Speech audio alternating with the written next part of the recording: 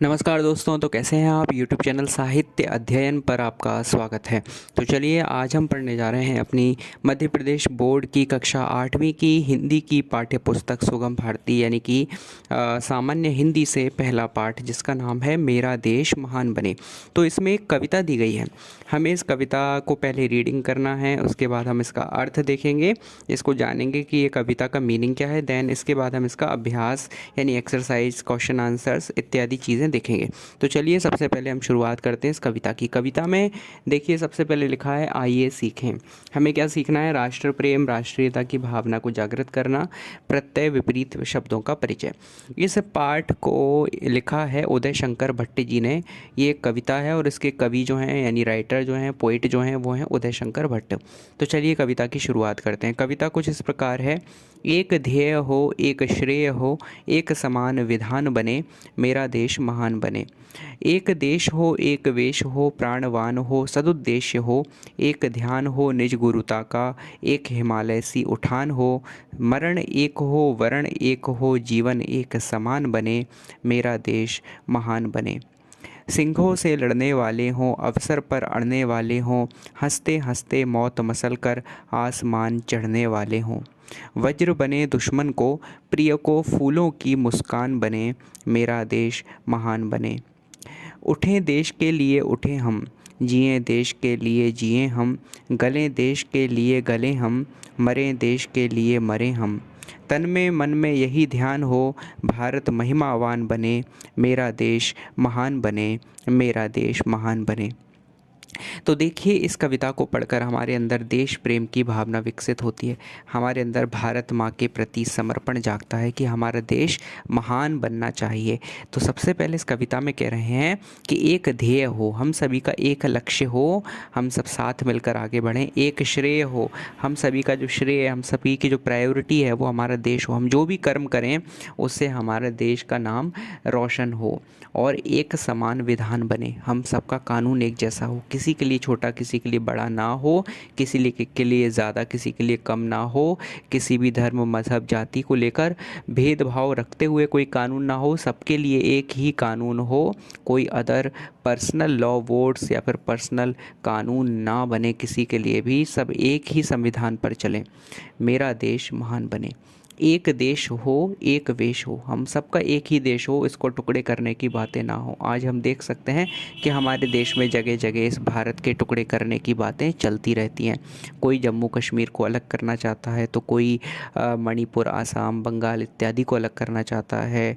ये political leaders तमाम प्रकार की बातें करते रहते हैं। देश को तोड़ने की भी बातें अलगाववादी संगठन निरंतर करते रहते हैं। तो हमारा ये भारत देश जो कभी वर्मा से लेके म्यांमार, अफ़गानिस्तान, चीन तक फैला हुआ था, वो आज कितने खंड होकर छोटा सा सिमट गया है। और पीओके भी हमारे देश के नेताओं की गलती के कारण भारत से अलग हो गया है। बचा हुआ जम्मू कश्मीर, जिसमें भी तत्कालीन सरकार द्वारा 370 लगा दिया गया था जब देश आज़ाद हुआ था, जो पिछली सरकार थी। मैं इस वीडियो में नाम किसी का नहीं लूँगा, लेकिन अब वर्तमान सरकार ने 370 भी हटा दिया। तो उससे देश को की वापस कश्मीर प्राप्त हुआ है, उस पर देश का अधिकार हुआ है। लेकिन हमारे देश के साथ बहुत आघात पिछले समय तक होते आए हैं, जिनको अब सुधारा जा रहा है।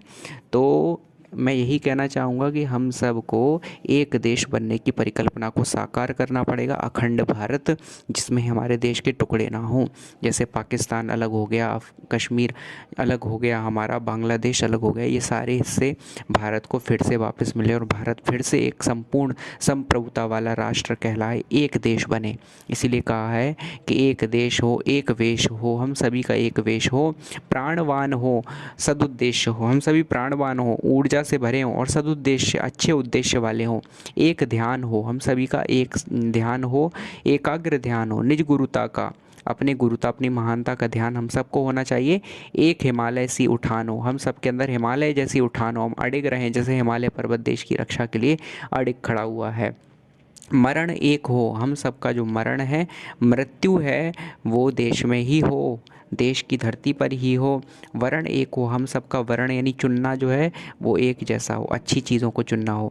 जीवन एक समान बने, हम सभी का जीवन एक समान बन जाए, अच्छा बन जाए। और मेरा देश महान बने। आगे लिखा है सिंहों से लड़ने वाले हो, हम इतने वीर हों, इतने महान हों कि हम शेर से भी लड़ जाएं। अवसर पर अड़ने वाले हो, अगर अवसर आ जाए तो हम अड़ जाएं अपनी बात पर। जुनून के साथ, ज़िद के साथ हम अच्छाई के लिए अड़ जाएं।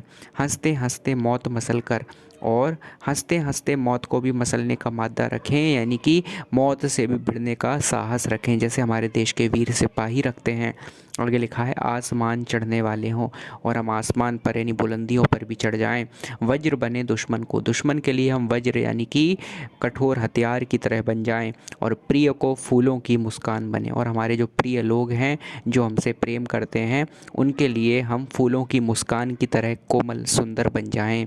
और मेरा देश महान बने, यानी कि हमें समय के हिसाब से बदलना आना चाहिए। कब किसके लिए कठोर और किसके लिए हमें अच्छा बनना है, नरम बनना है, ये हमें याद रखना चाहिए। हमारे अंदर नरमाई और कठोरता एक साथ बसी होनी चाहिए, जो ठीक समय पर सही व्यक्ति के लिए सही रूप में निकल कर आए। जब हमें कठोरता की आवश्यकता पड़े तो हम कठोर बने, वज्र बने दुश्मन को, और प्रिय को, अपने प्रिय लोगों के लिए फूलों की मुस्कान बने। मेरा देश महान बने।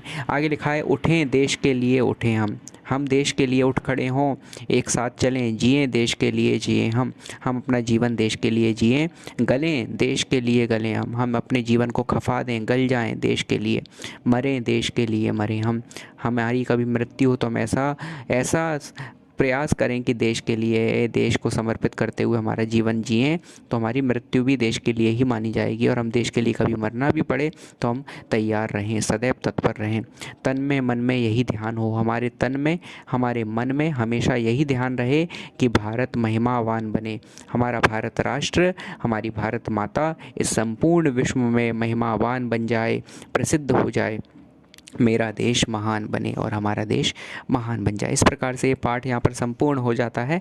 इसके बाद देखिए इसमें कठिन शब्दों के अर्थ दिए हैं अगले पेज पर। नए शब्द नाम से ध्येय का मतलब है लक्ष्य, श्रेय का मतलब है कल्याण, शुभ, मंगल, यश, गुरुता का मतलब होता है बड़प्पन या फिर श्रेष्ठता, वर्ण का मतलब होता है चुनना, चयन करना, प्राणवान का मतलब है जीवित या सजीव, वज्र का मतलब है कठोर, विधान माने संविधान या नियम, सदुद्देश्य यानी अच्छा उद्देश्य। इसके बाद हम देखें अभ्यास की तरफ बढ़ते हैं। अनुभव विस्तार, वस्तुनिष्ठ प्रश्न में सही जोड़ियां मिलाना है। तो मेरा देश महान बने, एक हिमालय सी उठान हो, सिंहों से लड़ने वाले हों, वज्र बने दुश्मन को। इस प्रकार से मैचिंग्स मिलाने के बाद हमें दिए गए विकल्पों से रिक्त स्थान की पूर्ति करनी है। एक ध्येय हो, एक श्रेय हो, एक समान विधान बने। ऑप्शन दिए हमें महान और विधान, तो हमें विधान को चुन लेना है। दूसरा है सिंहों से लड़ने वाले हों, अवसर पर अड़ने वाले हों। ये कविता में से ही हमें जो है पाठ में से ही हमें दिए गए हैं फिलअप्स, तो उड़ने या फिर अड़ने, इन दोनों में से हम अड़ने चुन लेंगे। अगला है तन में मन में यही डैश हो, भारत महिमावान बने, तो तन में मन में यही ध्यान हो, तो ध्यान को चुन लेंगे। ध्यान और ज्ञान दो ऑप्शन दिए। अगला है मरण एक हो, डैश एक हो, तो मरण एक हो, वर्ण एक हो, जीवन एक समान बने, तो हम चरण और वर्ण में से वर्ण को चुन लेंगे। इस प्रकार से हमारे फिलअप्स भी कंप्लीट हो जाते हैं। चलिए हम आगे बढ़ते हैं अति लघु उत्तरीय प्रश्न की ओर। तो पहला प्रश्न है देशवासियों का केवल एक ध्येय क्या होना चाहिए? तो देशवासियों का केवल एक ध्येय क्या होना चाहिए? देखिए पाठ में दिया है कि एक ध्येय हो, एक श्रेय हो, एक समान विधान बने। देशवासियों का एक ध्येय होना चाहिए कि सबका विधान एक जैसा हो। आप स्क्रीन पर भी इस क्वेश्चन का आंसर देख सकते हैं। देशवासियों को सदैव किस बात का ध्यान रखना चाहिए? तो देशवासियों को सदैव यह ध्यान रखना चाहिए कि हमारा देश भारत महिमावान बने। अगला प्रश्न, कवि के अनुसार जीवन कैसा होना चाहिए? तो कवि के अनुसार जीवन जो है एक समान होना चाहिए, यानी सभी की लाइफ जो है, सभी का जीवन एक समान होना चाहिए, एक जैसा, बिना भेदभाव के। अगला प्रश्न है दुश्मन के सामने हमें कैसा बन जाना चाहिए? तो उत्तर है दुश्मन के लिए हमें वज्र जैसा बन जाना चाहिए। अगला देखिए लघु उत्तरीय प्रश्न है कवि युवकों को कैसा बनने की प्रेरणा देता है? तो कवि युवकों को कैसा बनने की प्रेरणा देता है? देश के लिए जीने वाला। ये सब हमें इस पाठ से सारी की सारी जानकारी मिलती है और आपके सामने इसका आंसर भी है। हंसते हंसते मौत मसल कर आसमान चढ़ने वाले हों से कवि का क्या तात्पर्य है? इसका उत्तर भी आप स्क्रीन पर देख सकते हैं, क्योंकि वीडियो अधिक लंबा हो जाएगा इसलिए मैं बोलकर नहीं बताऊँगा। आगे बढ़ते हैं, कवि को देशवासियों से क्या अपेक्षाएँ हैं? तो कवि को देशवासियों से क्या अपेक्षाएँ, ये भी पाठ के अंदर हमें बताया गया है, आप रीडिंग कर सकते हैं, आपकी स्क्रीन पर आंसर है। अगला है देश की एकता और अखंडता के लिए कवि ने कौन कौन से सूत्र दिए? तो कवि ने देश की एकता यानी यानी देश को एक रखने के लिए, और अखंडता जिससे देश का खंड खंड ना हो, देश के टुकड़े ना हो, देश एक बना रहे, इसके लिए क्या क्या सूत्र दिए हैं, ये इसका उत्तर है। देखिए आप स्क्रीन पर देख सकते हैं। चलिए आगे बढ़ते हैं। निम्नलिखित का हमें आशय स्पष्ट करना है, यानी मीनिंग बताना है। तो पहला है मरण एक हो, वर्ण एक हो, जीवन एक समान बने। सीधा सा उत्तर है कि हम सबकी मृत्यु एक जैसी हो, वर्ण यानी चुनना एक जैसा हो, जीवन हम सबका एक जैसा बन जाए। देखिए आप इसका आशय स्क्रीन पर देख सकते हैं। बा वाला देखते हैं, सिंहों से लड़ने वाले हों, अवसर पर अड़ने वाले हों, तो सिंहों से लड़ने वाली कठिनाइयों से भी लड़ जाएं, अवसर पर मौका मिले तो हम अड़ जाएं, ठीक है, ज़िद और जुनून के साथ, अच्छाई के लिए, सच्चाई के लिए। इस प्रकार से आप देखिए इसका आशय भी स्क्रीन पर देख सकते हैं। चलिए आगे बढ़ते हैं। भाषा की बात में, बोलिए और लिखिए में हमें इन शब्दों को बोल कर देखना है। ये कठिन शब्द हैं, हम इनको उच्चारण करेंगे तो हम बोलना भी सीखेंगे शब्दों को। ध्येय, पहला शब्द है ध्येय। वज्र, दूसरा शब्द है वज्र। तीसरा है दुश्मन, दुश्मन। चौथा है मुस्कान, मुस्कान। और इसके बाद अगला पांचवा शब्द है प्रिय, प्रिय। आगे बढ़ते हैं। बा में अधोलिखित शब्दों का वाक्यों में प्रयोग करना है। गुरुता यानी महानता, इसका हम वाक्य में प्रयोग कर सकते हैं। दूसरा है सदुद्देश्य यानी अच्छा उद्देश्य, इसका हम वाक्य में प्रयोग कर सकते हैं। तीसरा है जीवन, जीवन यानी कि ज़िंदगी, इसका हम वाक्य में प्रयोग कर सकते हैं। विधान, विधान यानी नियम, कानून, कायदे, संविधान, इसका हम वाक्यों में प्रयोग कर सकते हैं। महिमावान, महिमावान यानी महान, यानी कि प्रसिद्ध, महात्म से संपूर्ण, इसका हम वाक्य में प्रयोग कर सकते हैं। चलिए आगे बढ़ते हैं। हमें निम्नलिखित शब्दों में से शुद्ध शब्द छांट कर लिखना है। हमें कुछ गलत शब्द भी दिए हैं और बीच में एक सही शब्द भी छुपा हुआ है। तो पहला है वज्र, वर्ज, व्रज या फिर वज्र, तो हमें सही शब्द है वज्र, वज्र को हम चुन लेंगे। दूसरा है ध्येय, ध्यय, ध्येय, ध्यये, तो सही उत्तर है ध्येय। तीसरे में हिमालय, हिमालय, हेमालय, हिमालय, तो सही उत्तर है हिमालय। अंतिम है गुरुता, गरूरता, गुरुता, गुरुता, तो देखिए अंतिम जो गुरुता है वो सही है। आगे बढ़ते हैं। तीसरा प्रश्न है निम्नलिखित शब्दों में से फूल एवं आसमान के पर्यायवाची शब्द छांट कर लिखने हैं। तो कुसुम, आकाश, नभ, गगन, पुष्प, सुमन, प्रसून, अंबर, तो फूल के पर्यायवाची इसमें से होंगे कुसुम, पुष्प, प्रसून, सुमन। आसमान के पर्यायवाची होंगे आकाश, नभ, गगन और अंबर। इसके बाद यहाँ हम आगे बढ़ते हैं। ध्यान दीजिए, मैं हमारे सामने दिया एक देश हो, एक वेश हो, प्राणवान हो, सदुद्देश्य हो, तन में मन में यही ध्यान हो, भारत महिमावान बने। तो यहाँ पे हमें प्राणवान शब्द और महिमावान शब्द को अंडरलाइन करके दिया है। हमें इसमें से मूल शब्द और प्रत्यय अलग अलग करना है। तो मूल शब्द है प्राण और प्रत्यय है वान, मिलके बना है प्राणवान। ऐसे ही दूसरा शब्द है महिमा, मूल शब्द है, उसमें प्रत्यय जुड़ा है वान, मिलके बना है महिमावान। इन पंक्तियों में आए प्राणवान और महिमावान शब्द प्राण एवं महिमा में वान प्रत्यय को जोड़कर बने हैं, जो नवीन अर्थ प्रदान करते हैं। चलिए अगले पेज पर हम यदि बढ़ें तो लिखा है इन्हें भी समझिए। आध्यात्मिक स्वास्थ्य अच्छा बने रहने से शारीरिक, मानसिक, भावनात्मक व सामाजिक स्वास्थ्य स्वतः अच्छे रहते हैं। ऐसे व्यक्ति को सफलता के पीछे भागने की आवश्यकता नहीं होती। आध्यात्मिक यानी अध्यात्म से जुड़े रहना, धर्म से, भगवान से, ईश्वर से जुड़े रहना। उपर्युक्त पंक्तियों में आए रेखांकित शब्दों को हमें समझना है।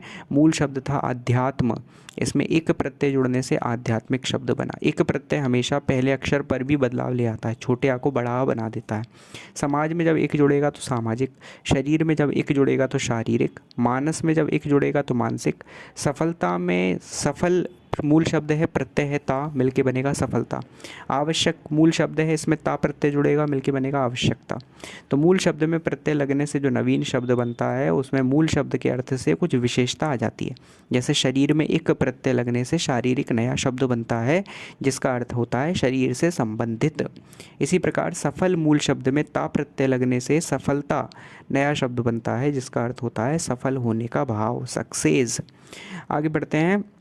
निम्नांकित शब्दों में वान प्रत्यय जोड़कर हमें शब्द बनाना है। गाड़ी में वान जोड़ेंगे तो गाड़ीवान, धन में वान जोड़ेंगे तो धनवान, कोच में वान जोड़ेंगे तो कोचवान, बल में वान जोड़ेंगे तो बलवान। आगे बढ़ते हैं, पढ़िए और समझिए। कलुष भेद तम हर प्रकाश भर, जगमग जग कर दे। ये पंक्तियाँ जो हैं हमारे हिंदी भाषा के एक बड़े कवि, श्रेष्ठ कवि, प्रसिद्ध कवि सूर्यकांत त्रिपाठी निराला जी द्वारा लिखी हुई हैं, सरस्वती माता की वंदना करते हुए। तो कविता की उक्त पंक्तियों में तम और प्रकाश शब्दों को अंडरलाइन करके दिया गया है। तो तम का अर्थ होता है अंधेरा, अंधकार, और प्रकाश का अर्थ होता है उजाला, यानी प्रकाश, उजाला, लाइट। तो यहाँ पर ये दोनों शब्द एक दूसरे के विपरीत हैं। तम का विपरीत है प्रकाश, अंधेरे का विपरीत है उजाला। तो तम और प्रकाश एक दूसरे के विलोम हैं। इसी प्रकार उदाहरण के अनुसार हमें विपरीतार्थी शब्द लिखने हैं। तो समान का होगा असमान, स्वदेश का होगा विदेश, नूतन का होगा पुरातन या फिर प्राचीन या पुराना, सजीव का निर्जीव, फूल का कांटे, दुश्मन का मित्र या फिर दोस्त, हंसना का रोना। अब देखिए हमें करने की बारी में दिया है। अब करने की बारी, 2 पॉइंट दिए हैं। पहला पॉइंट है देश प्रेम, मातृभूमि प्रेम, भ्रातृ प्रेम पर कविताएं रचने का प्रयास करना है। देश के प्रति प्रेम, मातृभूमि यानी हमारी ज़मीन, हमारी मातृभूमि के प्रति प्रेम, और भ्रातृ प्रेम यानी भाई के प्रति प्रेम, इस पर हमें कविताएं बनाने की कोशिश करनी है। हमें आगे देखना है देश के विकास के लिए देश और प्रदेश में कौन कौन सी विकास योजनाएं चल रही हैं। देखिए हमारे माननीय मुख्यमंत्री शिवराज सिंह चौहान जी क्या योजनाएं चला रहे हैं प्रदेश के विकास के लिए, और देश के विकास के लिए हमारे माननीय प्रधानमंत्री जी ने कौन कौन सी योजनाएं चलाई हैं। उज्ज्वला योजना और भी जनधन योजना, पेंशन योजना इत्यादि बहुत सारी योजनाएं हैं जो हमारे प्रधानमंत्री जी द्वारा चलाई गई हैं। उन पर हमें ध्यान देना है, उनको हमें ढूंढ कर लिखना है, जानकारी निकालनी है। समाचार पत्रों से कटिंग काट कर शिक्षकों के सहयोग से हम इन्हें सभी योजनाओं का हमें चार्ट तैयार करना है, एल्बम तैयार करना है। इस प्रकार से हमारा ये पाठ यहाँ पर कंप्लीट हो जाता है, संपूर्ण हो जाता है। और अगले वीडियो में हम देखेंगे इस पाठ से संदर्भ प्रसंग व्याख्याएं इंपॉर्टेंट। चलिए हम वीडियो को यहीं विराम देते हैं। चैनल को सब्सक्राइब कीजिए, बेल आइकन को दबा दीजिए, वीडियो को लाइक ज़रूर कीजिए, और प्लीज़ प्लीज़ प्लीज़ इस वीडियो को शेयर भी कीजिए। जुड़े रहिए, आगे आने वाली वीडियो आपको इस चैनल पर मिल